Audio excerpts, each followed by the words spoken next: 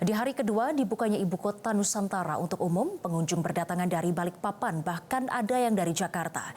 Para pengunjung terlebih dahulu mendaftarkan diri lewat aplikasi Aindo. Masyarakat dapat berkunjung ke IKN setiap hari mulai pukul 9 pagi hingga pukul 5 sore waktu Indonesia Tengah. Mereka menggunakan transportasi umum disediakan di titik kumpul di Kota Balikpapan, Kalimantan Timur yang telah dikoordinasikan otoritas IKN. Namun tidak semua area yang boleh dikunjungi, hanya plaza seremoni dan Taman Kusuma Bangsa Nusantara.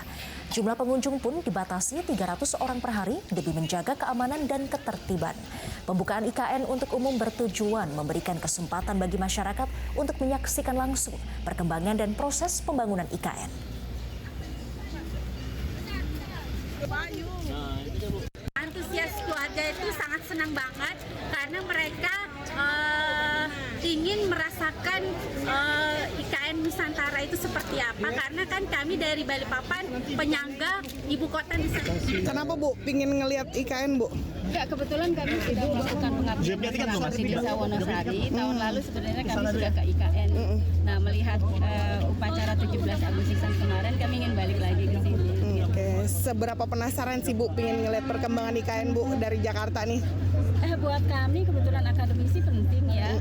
Jadi tidak hanya membaca berita tapi juga sekaligus melihat langsung.